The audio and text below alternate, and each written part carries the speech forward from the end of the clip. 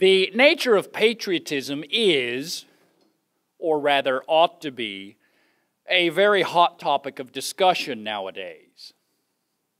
I say this because the biggest controversies of our time are all bound up somehow with the patriotic question.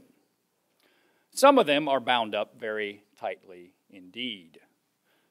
Whether we are considering the kneeling of NFL linebackers, the tearing down of Confederate memorials, or debates about border control in America and Europe, our attitude towards current events will necessarily hinge largely upon our understanding of patriotism. And to be sure, there are many different opinions regarding patriotism. Globalists, those aligned with the globalization, will argue, some very forthrightly, that patriotism is at best a necessary evil, and at worst a vice, the vestige of a primitive past that should give way before an indiscriminate devotion to the planet Earth as a whole and to the human race as a whole. Many Christians feel much the same. They are deeply dubious of patriotism and often wonder whether it might not be some form of idolatry. Still others fervently defend the value of patriotism, yet it is not always exactly clear what is being defended. One thing is clear. Before we can decide who, if anyone, is right vis-a-vis any given controversy, there is a fundamental question which we must answer, or at least address, first. What is patriotism? As so often happens when we delve into fundamentals, here we find ourselves led back to one of the foundations of the Western world, ancient Greece. And so, voila, ancient Greece.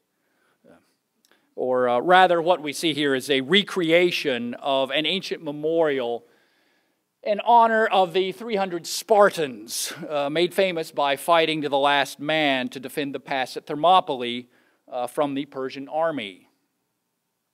Many of us today are familiar with the 300, either through Herodotus or, at least as likely, through the movie based upon Frank Miller's graphic novel. Other aspects of the Greek patriotic legacy are hidden in plain sight, such as the story of Phidippides, Athenian hero of the Persian War. It was Phidippides who, according to Athenian lore, ran all the way back to his home city from the battlefield so that he might inform his anxious countrymen that their army and its allies had indeed been victorious over the Persians at the plains of Marathon. As the story goes, he was just able to gasp out the words, "Rejoice, we are victorious," before he collapsed to the ground, dead from exhaustion. Hence, of course, today we have the marathon. And this is a story I sometimes like to tell my students at the beginning of finals week to inspire them. And many of them are so moved that all they can do is stare at me in silence, much as some of you are doing right now. So.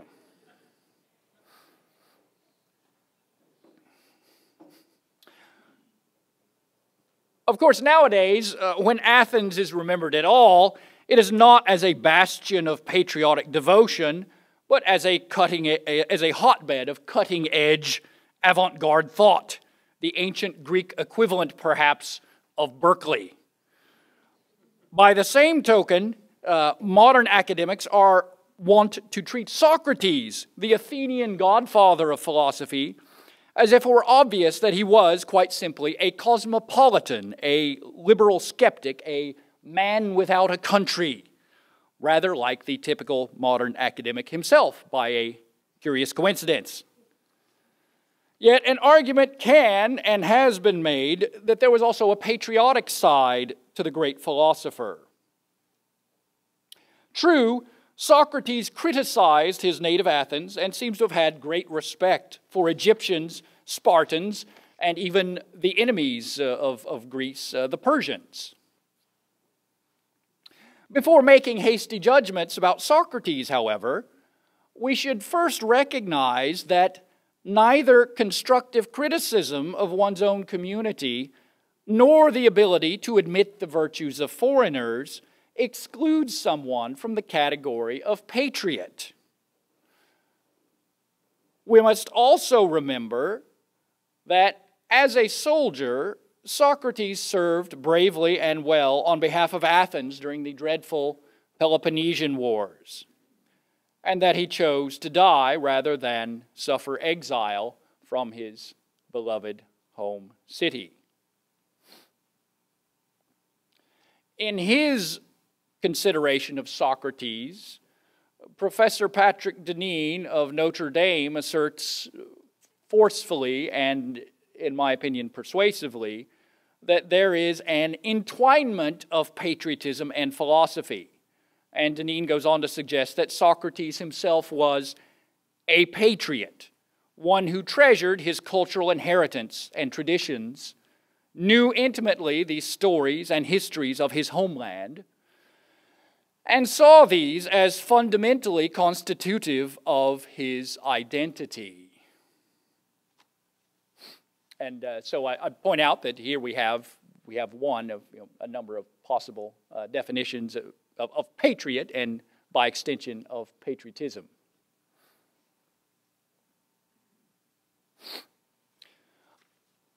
Let's take a look now at one of the most basic pieces of Socrates' cultural inheritance, Homer's Odyssey, wherein love of country sustains the hero Odysseus, the man of many ways. During his long journey home, following the Trojan War, Odysseus must battle ravenous monsters, dodge the wrath of an angry sea god, and escape the charming power of the bewitching sirens. He does get an opportunity, however, to rest in the land of the hospitable Phaeacians, and after introducing himself to his Phaeacian hosts, he goes on to explicitly testify to the power of the patriotic spirit, and also to give us an idea of what that spirit is. I am Odysseus, son of Laertes, known before all men for the study of crafty designs, Odysseus tells the Phaeacian king. I am at home in sunny Ithaca. There is a mountain there that stands tall, leaf-trembling Neritos, and there are islands settled around it, lying one very close to another. There is Dulichion and Same, wooded Zakynthos. But my island lies low and away, last of all on the water toward the dark, with the rest below facing east and sunshine. A rugged place, but a good nurse of men. For my part, I cannot think of any place sweeter on earth to look at.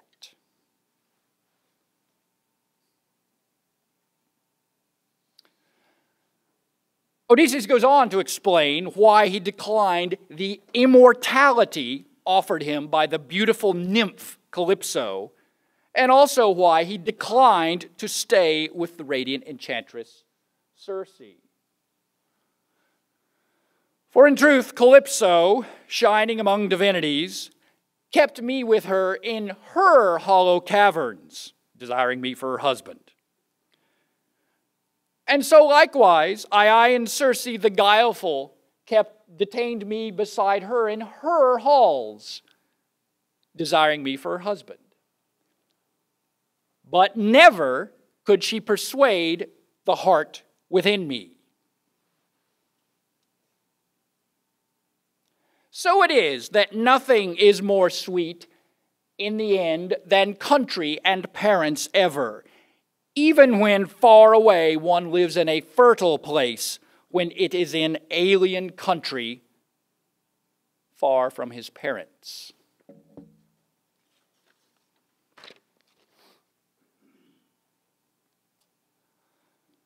So the Greek word, which the translator Lattimore has chosen to render here as country, is patris, derived from pater, which means father in Greek. From there, we get the corresponding Latin words pater and patria, words that no less a figure than Archbishop Charles Chaput has seen fit to examine. So, let's see what the Archbishop has to say. The word patriotism comes from the Latin pater, father, and patria, homeland, native soil. As with any human father, the nation-state is not a little godling. It can never require our worship. It can never demand that we violate our religious identity and beliefs. But properly understood, patriotism is a virtue and a form of filial love. We are sons and daughters of the land of our birth. It's natural and deeply human to love our home and be faithful to the best qualities in our native land. Now, in Jeffrey Stedman's notes to the Greek text of the Odyssey, the word patris is actually rendered as fatherland.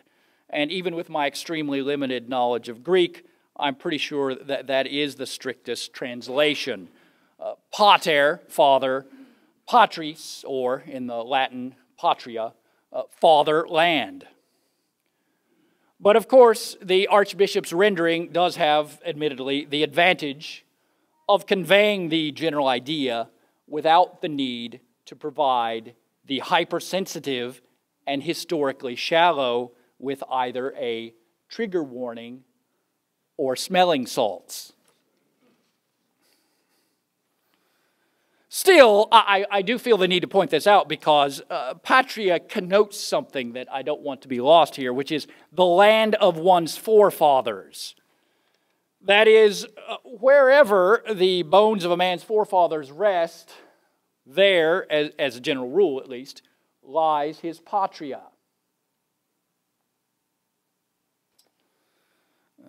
And this is, if we think about this etymology, this is not something strange or exotic.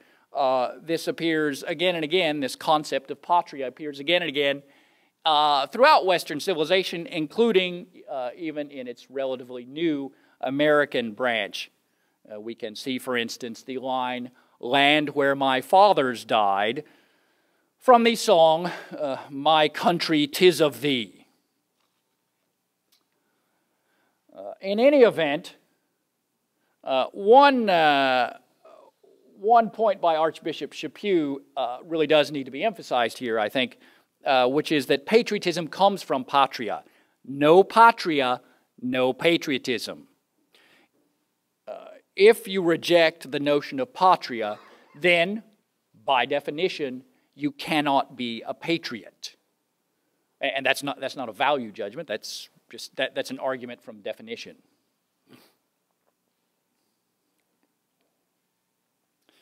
Now, since we're looking at old words in the light of the Odyssey, an epic about a journey home, let's examine for a moment the Greek word for home, oikos.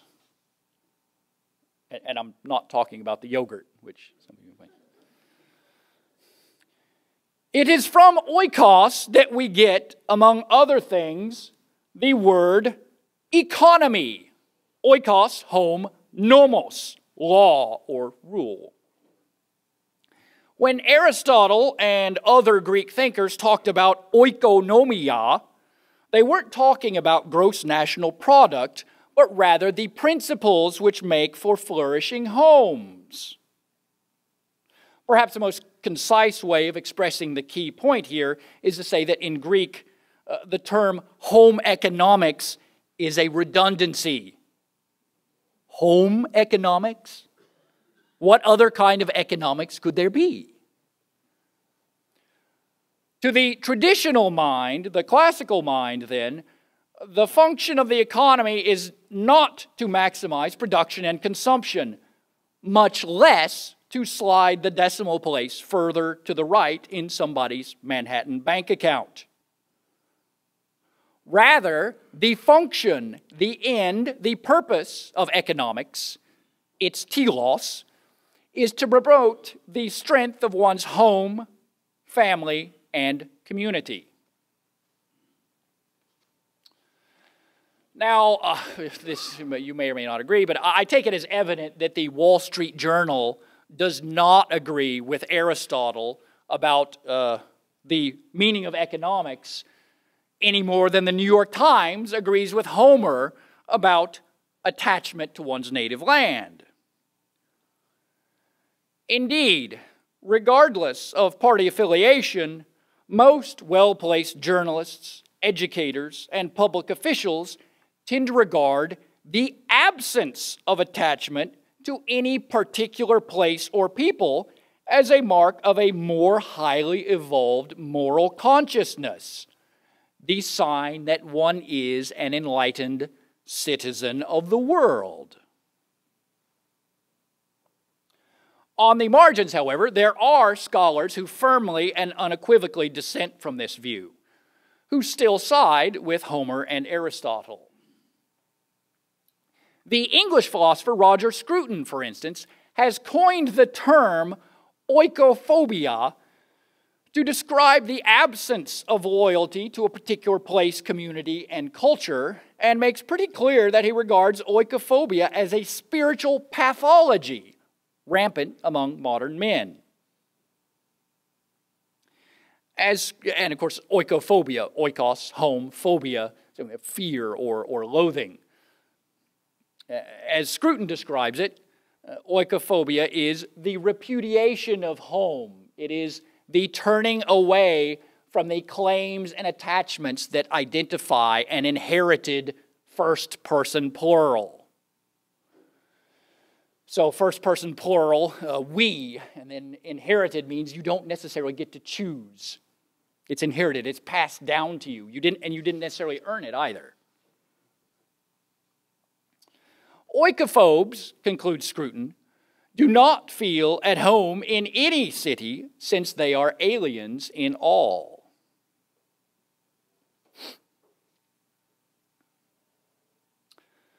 Well, regardless of whether one agrees or disagrees with Scruton's negative assessment of it, what he labels oikophobia really does seem to encapsulate the globalist project, a project which has the following for its de facto...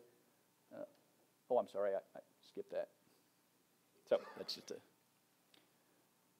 we'll see. All right, so the de facto anthem of the globalist movement.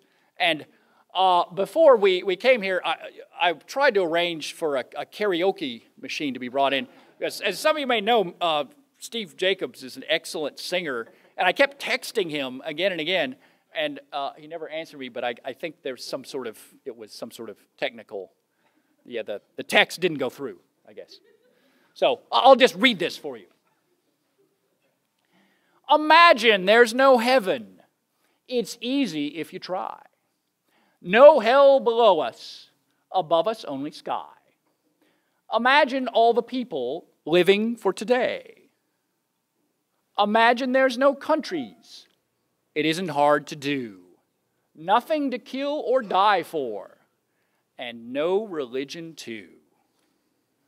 Here, were we a bit more reflective than our John Lennon and his legion of fans, we might be tempted to ask whether a world with nothing in it worth dying for, i.e. nothing worth giving one's life to, would still be a world worth living in.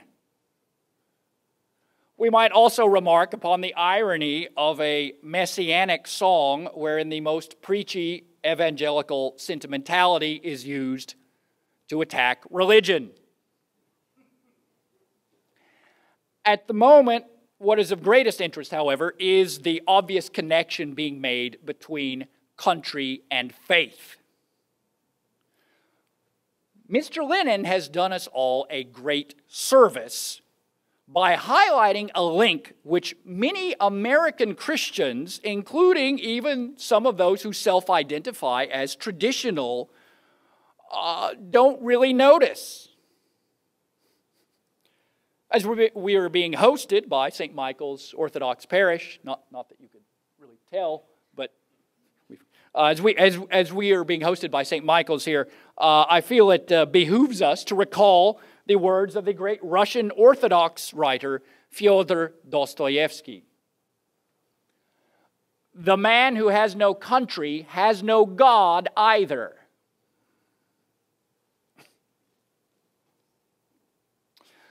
On this one point, Dostoevsky and the famous vocalist for the Beatles would agree. The difference between the two is that Dostoevsky took hold of the question from the opposite end, so to speak. Where Lenin saw liberation from God and country as a consummation devoutly to be wished, Dostoevsky saw absolute alienation. And according to the author of Demons and Crime and Punishment, those alienated from God and country are in the most dehumanized condition imaginable.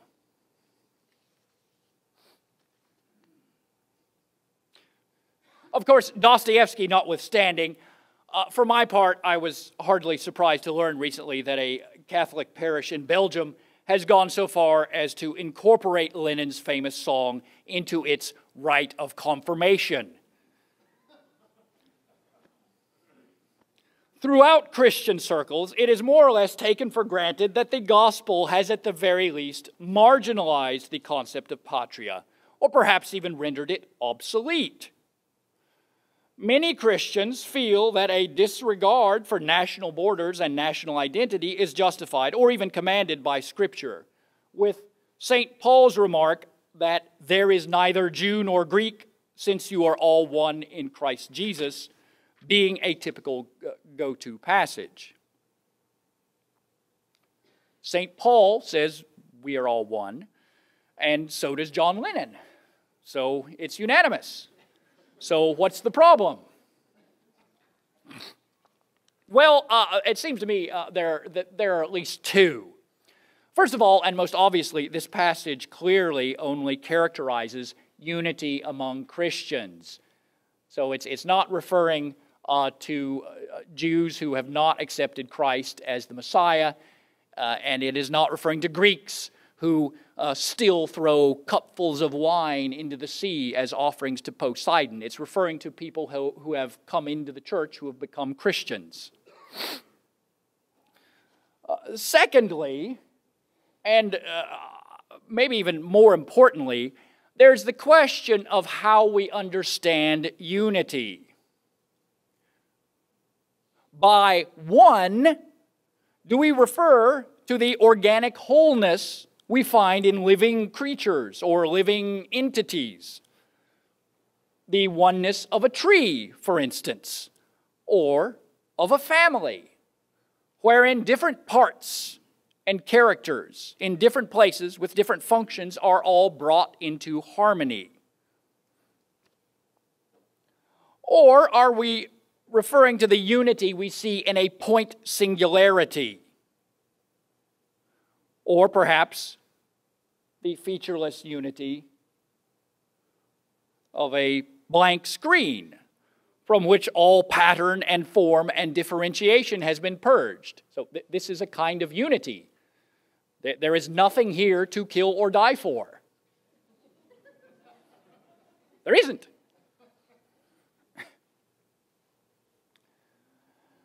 We might also note that in the very same passage, Paul also says that there is neither male nor female.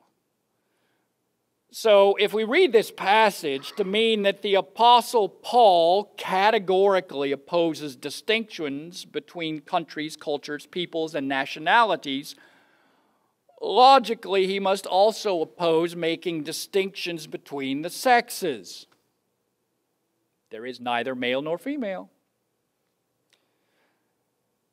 Yet when we think long and hard about St. Paul, it doesn't seem entirely plausible to describe him as an advocate of either feminism or transgender theory. So we might at least consider an alternative reading.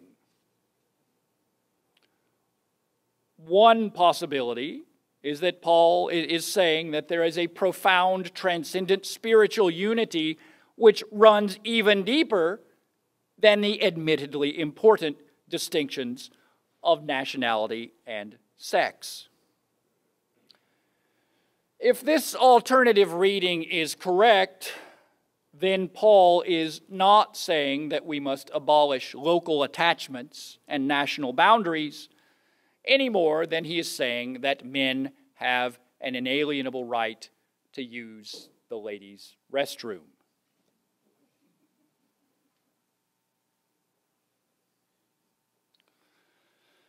What is ultimately at stake here is our attitude towards nature, i.e., God's creation.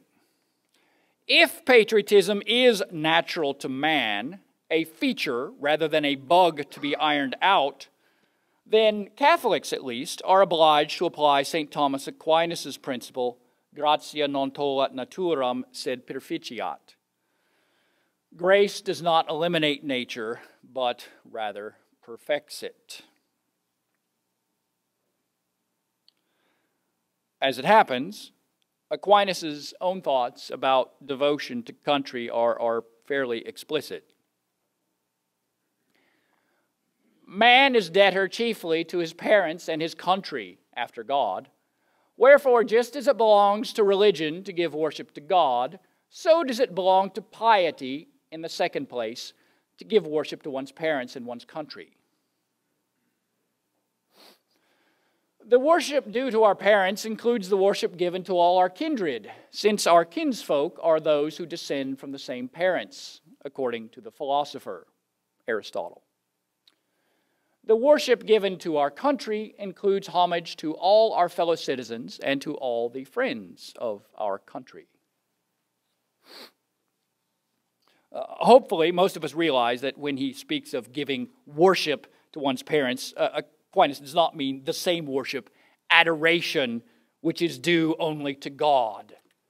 So for children here, I'm emphasizing that. So it's more like deep reverence.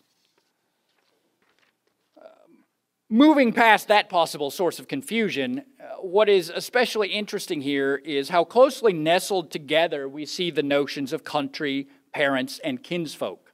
Not that they are synonymous concepts, but it does seem as if Aquinas regarded them as somehow related.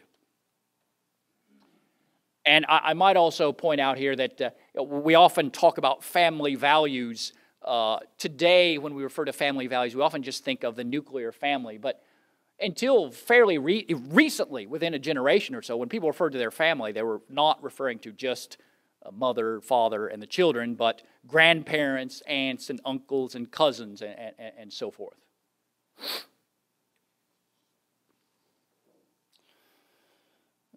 Let me emphasize that Aquinas is hardly alone when it comes to Catholic affirmations of the patriotic spirit. Pope Leo III, for instance, tells us that natural law enjoins us to love devotedly and to defend the country in which we had birth.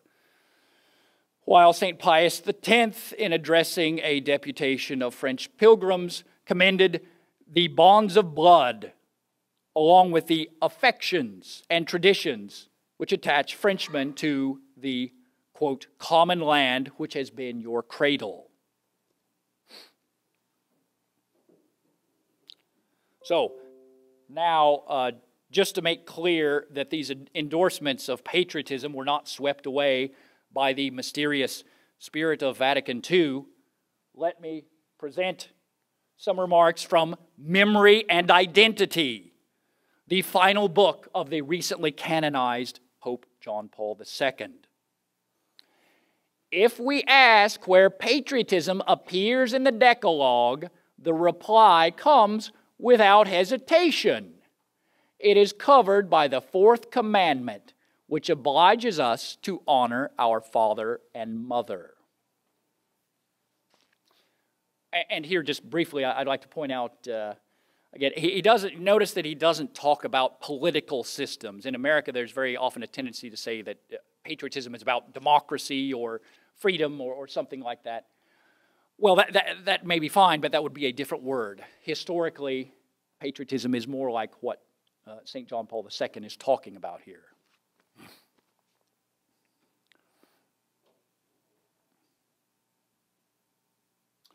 As this honoring of parents extends outwards, continues the pontiff, it becomes a love for everything to do with our native land, its history, its traditions, its natural features. And like Aquinas, Pius X, and Leo XIII, John Paul II reckons this love to be an imperative of natural law.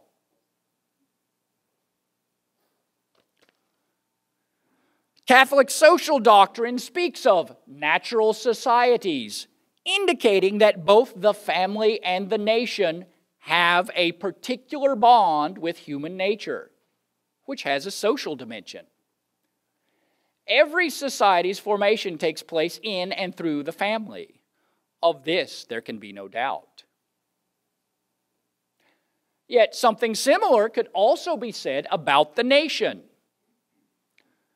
The cultural and historical identity of any society is preserved and nourished by all that is contained within this concept of nation. So here we have the idea that the nation is, like the family, a creature of nature rather than of convention.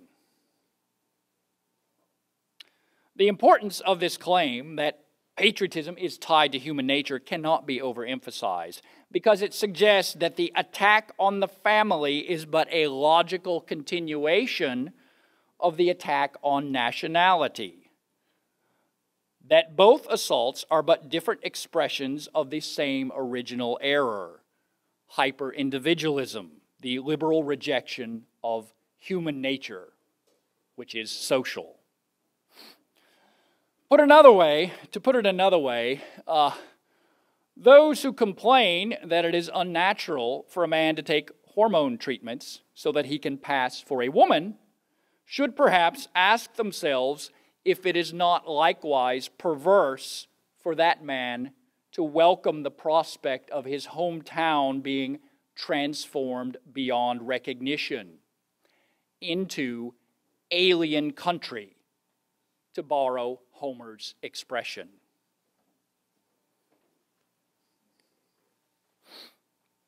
Well, however we interpret St. John Paul II's commentary about patriotism, we can't help but notice that his native land has been in the news quite a lot lately. Just this past year, we've seen a massive crowd praying the rosary at the Polish border on the anniversary of the Battle of Lepanto. And we've also seen a political confrontation that has pitted Poland and her ally Hungary against the EU regime in Brussels. So this is this little map. These are 4 countries that shortly after the collapse of communism, Poland, the Czech Republic, Slovakia, and Hungary, formed a thing called the Visegrad Group, or sometimes called V4. And they sort of represent a thorn, for better or for worse, in the side of the EU, in particular Poland and Hungary. Recently there were rumblings that the EU would invoke Article 7, which allows for the expulsion of EU members but the Hungarians, the last I checked, the Hungarians seem to be more or less blocking this. It has to be unanimous. So, in short, Poland looks as if it has become something of a node of resistance in the globalist system. And while this probably has something to do, very likely has something to do with St. John Paul II's legacy, it may also have something to do with yet another iconic figure of Polish Catholicism, Stefan Cardinal Wyszynski, also known in Poland at least as the primate of the century. So let me give you a little short biography of Wyszynski. During World War II, then Father Wyszynski dodged the Gestapo by fleeing to the mountains, but in 1944 went to Warsaw to serve as a chaplain for the Polish underground during the bloody 2-month Warsaw Uprising. After the Nazis were finally driven out of Poland, the Soviets moved in, and in a troubled post-war environment controlled by militant atheists, Wyszynski was promoted first to a bishop in 1946 and then to primate 2 years later. As primate, Wyszynski tenaciously opposed the communist regime, which, of course, at its worst, was hardly above making its opponents disappear. Wyszynski himself was jailed for 3 years by the communists, yet remained undaunted. In 1961, when he addressed an assembly in Warsaw to mark the feast of Corpus Christi, it was an assembly, his processions had been banned by the communist government. At this assembly, over 100,000 people showed up in defiance of the government campaign against religion. Eyewitnesses report that Wyszynski's address to the crowd moved grown men to tears. As for his strategy in dealing with the communists, Wyszynski's biographers characterize it as a synthesis of pragmatism and unyielding integrity. While he was always ready to engage in dialogue with the enemies of the church, he always also seems to have kept in mind that they were indeed enemies. After long and faithful service, Wyszynski died in 1981, and in 2017, Pope Francis signed a decree declaring him Venerable Servant of God. So what makes Wyszynski especially relevant this evening is the fact that all his biographers agree that he was, in addition to being a great churchman, that he was also a fervent patriot, as might be expected from a man whose life was largely spent under foreign domination. So here is an excerpt from a particularly striking homily by the venerable servant of God, Stefan Wyszynski.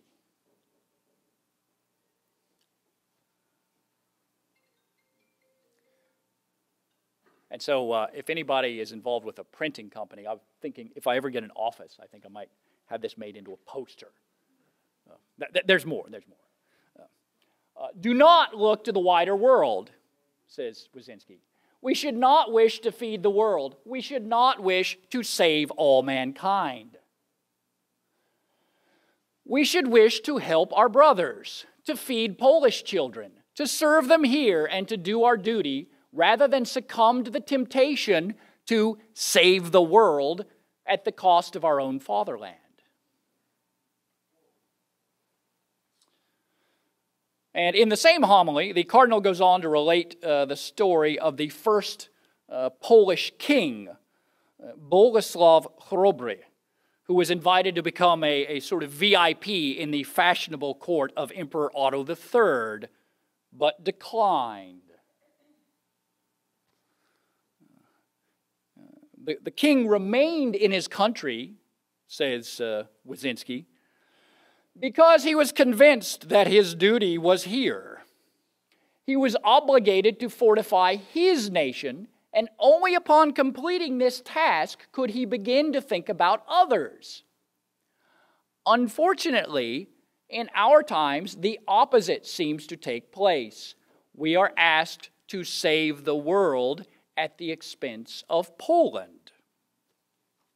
And then Cardinal Mizanskey concludes, this is contrary to proper social order. Well, to the 21st century American mind, certainly the Cardinal's doctrine may sound shockingly insular and provincial, even isolationist. But it is not altogether evident how one could entirely avoid something at least somewhat like this while still adhering to the Catholic teaching of subsidiarity. Charity begins at home may be a cliche, but if so, it is a cliche that is at least somewhat supported by Scripture. In any case, the Polish church seems to be in relatively good shape. And according to the philosopher and political theorist Ryszard Legutko, Mizanskey has played a key role in the relatively healthy state of Poland. In his latest book, Legutko praises Mizanskey's spiritual leadership of the Polish anti-communist movement, and in particular argues that Mizanskey made the right call by emphasizing the simple and traditional piety of country folk over the bright ideas of the intelligentsia. Unlike the conservative villagers of the rural regions, urban intellectuals were all too easily seduced by the respectability, power, and prestige dangled before those in a position to collaborate with the communist regime. In Legutko's words, Mizanskey was right. He did not trust the intellectuals, and in fact had never trusted them. His decision to make the Catholicism of the people, the folk Catholicism, so to speak, the stronghold of the Catholic faith, was quite understandable and compatible with his deep convictions. The decision had far-reaching and generally positive effects.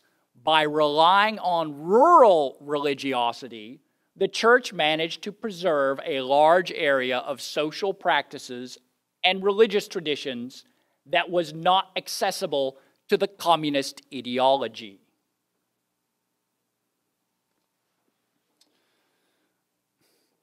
As an aside, Legutko, and that's Legutko on the right, Legutko is himself a rather interesting character. A dissident during the communist era, he is now professor of philosophy at Jagiellonian University in Krakow and has served both as Poland's Minister of Education and the Deputy Speaker of the Senate. And from what I understand, he's still something of a player in Polish politics. In his most recent book, Legutko argues that liberal democracy and communism ultimately share the same basic assumptions about what human beings are and what they need. And he concludes that liberal democracy will, over time, come to look more and more like the Soviet system, albeit a more subtle and therefore more effective version. And of course, the symbolism here is not exactly sly. It's pretty clear what he's driving at.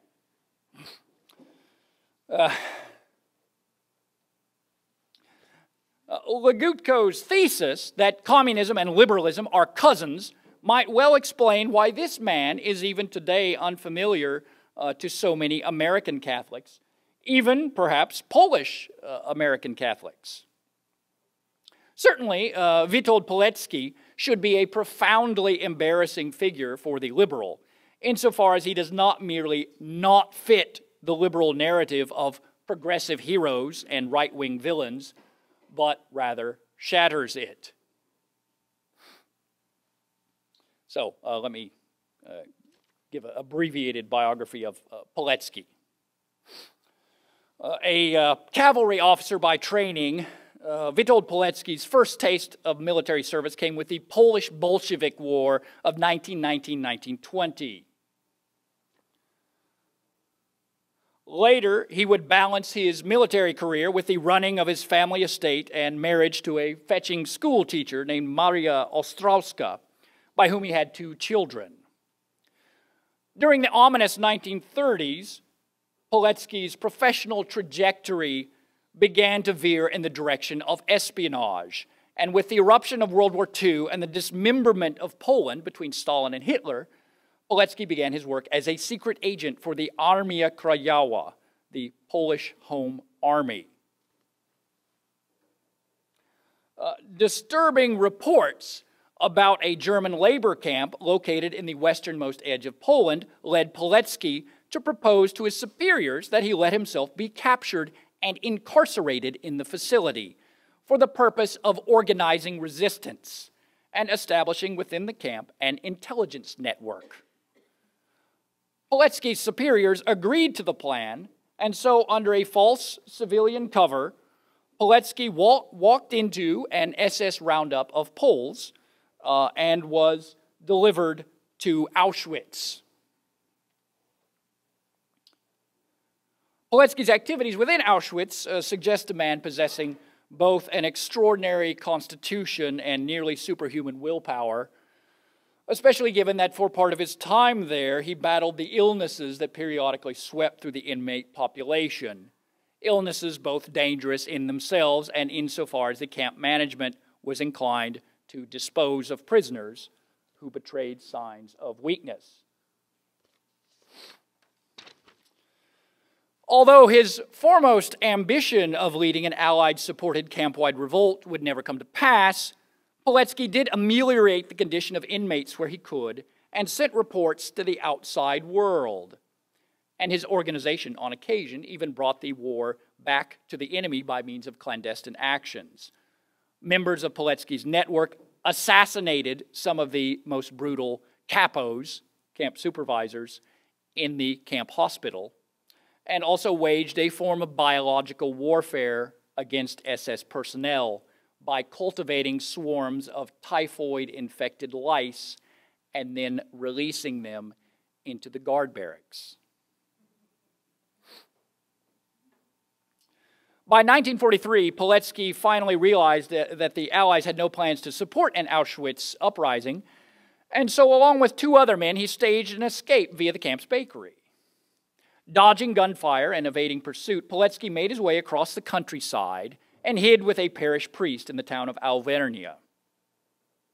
He soon returned to combat duty with the Underground and spent the 1944 Warsaw Uprising fighting against German occupation forces. Although outnumbered and outgunned, here again he acquitted himself remarkably well, almost single-handedly holding up for a fortnight the advance of panzer units along the city's thoroughfare. He was captured once more, this time under his own name and by the regular German army, which sent him to a conventional POW camp. He was freed at the end of the war. As I've already mentioned, after the Nazis were driven from Poland, the communists moved in. Polanski promptly aligned himself with the anti-communist movement and chose to remain in his native country to gather information about the communist persecution of Poles. In 1948, he was captured by the Ministry of Public Security, the secret police of Poland, and then subjected to a trial, the conclusion of which was never in doubt. Evidence of Polanski's Auschwitz exploit was suppressed by the authorities, as it obviously did not support the treason charges being brought against him. After being tortured extensively, he was condemned to death and then shot.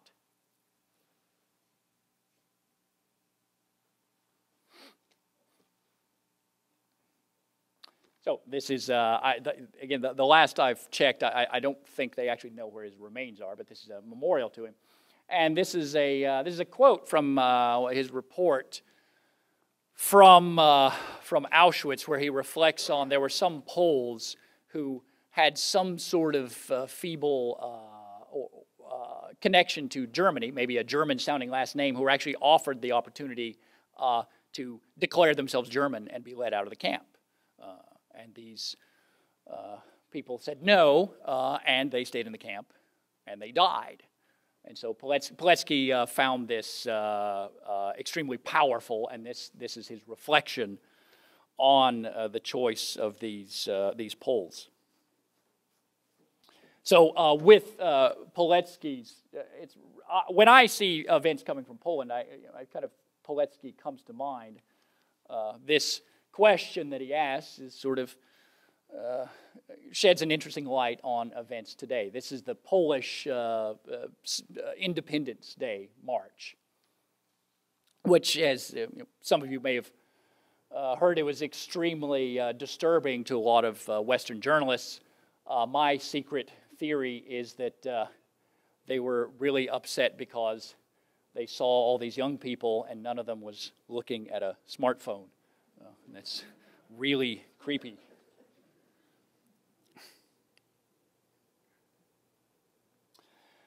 Now, having examined two extraordinary Polish patriots, Cardinal Mizanskey and Captain Polanski, let me say that the point is not to romanticize Poland or to serve up some 12-step plan to save America based upon my decidedly limited acquaintance with the Polish experience.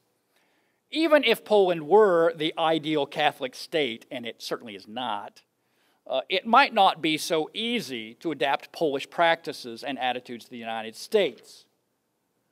After all, if Poles have a strong sense of identity, this could be because their identity is much more focused.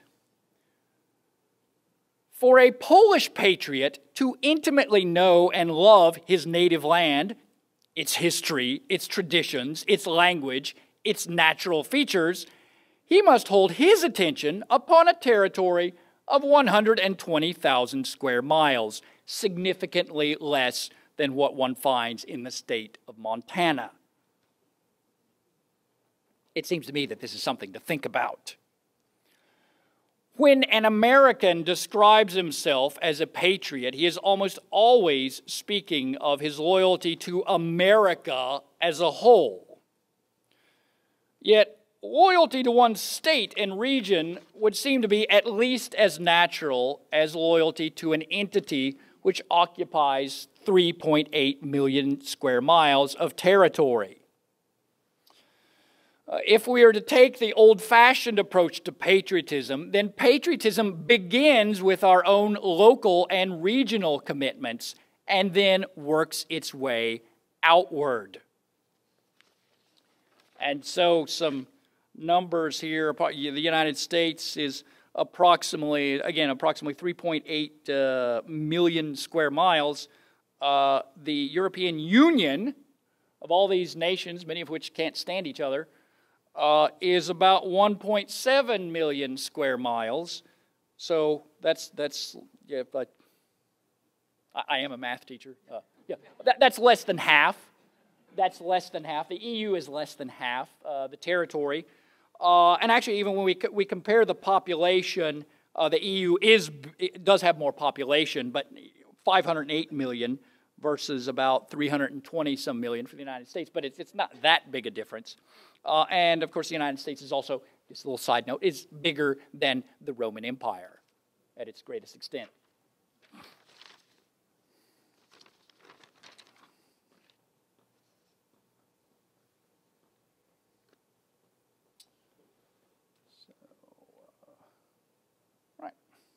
So, all this brings the question of what is it that holds Americans together? If we are over twice the size of the European Union and we're bigger than the Roman Empire, I mean, to what extent is there an American identity? And and I'm not interested tonight in trying to present tidy answers because I don't really have too many tidy answers. But this may be an exercise in question begging. I mean, certainly we would probably most of us here would feel comfortable by saying, well, we Americans, we are Roman Catholic, and we are Protestant, and we are Orthodox, and some of us are Jewish, and some of us are maybe non-practicing or spiritual but not religious. then some of us are militant atheists. Some of us are transhumanists who hope to see mankind either mutate into a new species or absorbed into a godlike, superintelligent supercomputer. Some of us literally worship Satan. We, Americans, believe abortion is a woman's right to choose, and also that it is murder. We speak a variety of different languages, subscribe to an ever-increasing variety of incompatible historical narratives, and share fewer and fewer common festivals, not, of course, counting the Super Bowl. So if there is anything unifying America today, it seems to me that that thing might be said to be liberal ideology. So this is a bumper sticker and something I think I've seen on some T-shirts as well. And I think this is sort of, obviously there is a sense in which diversity is good, but I think this is, as I've generally seen it, it seems to be a very naive understanding of diversity, as if liberals seem to think if you have some culture, and then you find another culture, and you put the two cultures together, you will always and inevitably get twice as much culture. The thing is, that's really, I'm pretty sure that's not how culture works. For one thing, if you think about customs, beliefs, practices, ways of life, these things must be sufficiently widespread and sufficiently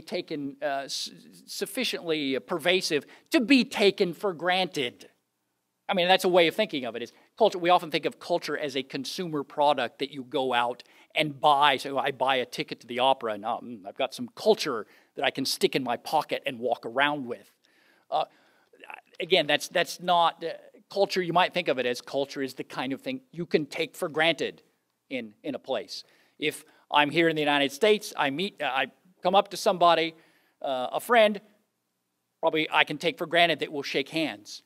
If I'm in Japan, I come up to somebody, and I can take for granted that we will bow at each other.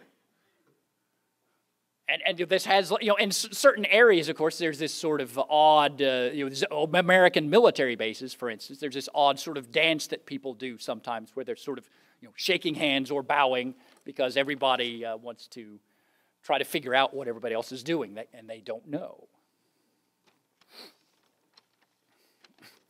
And I might also mention that as T.S. Eliot and I'm sure others point out, real culture is not something you engineer. It's something that forms naturally. You put people together, really any people together, give them enough time, maybe a week, a year, 10 years, several generations. Given enough time, they will eventually form a culture. Some sort of culture will form. Relatively minimal leadership is needed. But there are, so there's not a great deal of leadership needed, but there are ways in which leadership can stifle or subvert or undermine culture. One is by promoting a continual movement of population so that there is never a critical mass of people who are actually familiar with the place and familiar with the culture. And another possibility, really this is what I suggest this is alluding to, is government coercion, or the cracking down on the idea of there being any particular culture in any particular place. And this is usually done in the name of making outsiders feel welcome, and which, that's certainly, it's understandable that we would want to do that, except if we carry that sort of to a nth degree, we find that ultimately the only way to make outsiders feel as welcome as everybody else is to make everybody else feel as alienated as the outsider.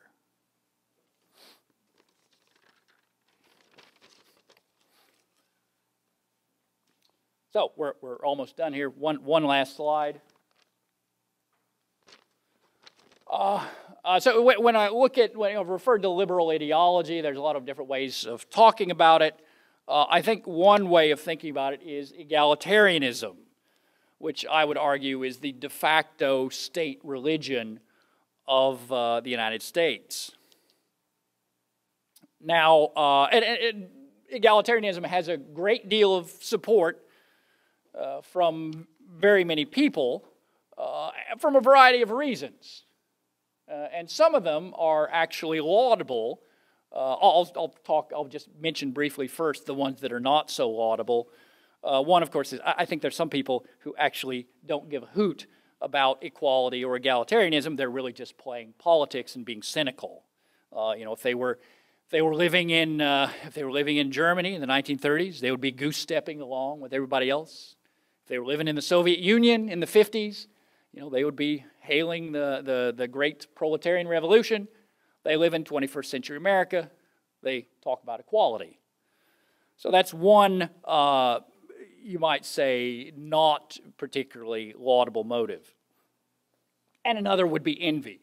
I do think there is some truth to the claim that some folks are drawn to the egalitarian mindset by envy. But if we want to really get at an ideology, we need to address the kernel of truth in it. I think that goes for any ideology. You find what is the kernel of truth in it and then try to wrestle with that, and then you can kind of diffuse it, hopefully, unless it blows up in your face. Now, so what is the legitimate motive? What is the legitimate thing, or the understandable thing, the thing we can sympathize with that causes people to be drawn to egalitarianism? I think it's this. I think it's this proposition which attracts people, and it's a proposition I think actually anybody, unless they're crazy, I think would be attracted, or would accept this, not even be attracted to it, just accept it. Human beings should be treated like human beings. Now that's in no way particularly lofty spiritual sentiment. That's not that's not sort of that's not idealism. In a way, that's just that's what the ancient Greeks would have considered justice. You give to everything what is its due. If a person is a human being, then you treat them like a human being as opposed to something which is not a human being. Because if you don't, you are disengaged from reality. So I can bring up rather than get into different historical episodes and so on and so forth, I think a very straightforward and non-controversial example would be Harvey Weinstein. Not a phrase you may expect to hear, straightforward and non-controversial, Harvey Weinstein. But why is it that regardless of whatever people's political persuasions, and I do know some people who are concerned that there might be an attempt to take advantage of the scandal surrounding Weinstein, but nobody actually, I don't know of anybody who defended Weinstein himself. And why? Because he took human beings and he didn't treat them like human beings.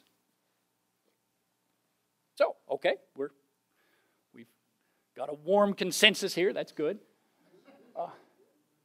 Maybe I should just end the talk right now. But now, I want to talk about the error then. Egalitarianism, by its very essence, cannot take into account relationships. Or, to put it another way, we go from the correct proposition, human beings should be treated like human beings, to the proposition, human beings should all be treated the same. And I think a lot of people just say, well, those are saying the same thing. No, that is not saying the same thing. To use easy examples, the young should not be treated like the old. Men should not be treated like women, and vice versa. And, of course, relative to the talk tonight, foreigners should not be treated like countrymen in the same way. They're all human. They're all human, and we do owe charity to all of them, but how we show this depends. It is different for different people. Treating all people the same is not treating them as human beings. It is to treat them as if they were interchangeable cogs in a machine. And if any of you are familiar with the French counter-revolutionaries following the French Revolution, and of course the French Revolution is something that's not talked about a lot, there were a lot of people who were massacred and butchered in the name of what we see on the left here, but we don't hear about that. I think there's, and I'm not saying that's a conspiracy, I think people just, they have blinders to things that are inconvenient to their own point of view. But the French revolutionaries, one of the things that kind of came out of this strain of thought was they warned of a thing they called machinisme. That is, you might just render it as machinism, the tendency to mechanize existence. And so the alternative to machinism, I would argue that the alternative to machinisme is Augustine.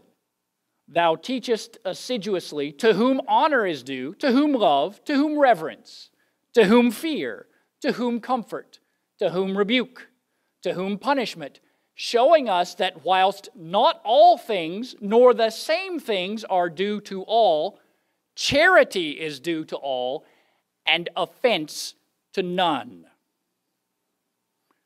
For my part, I am firmly with St. Augustine. Thank you for your patience.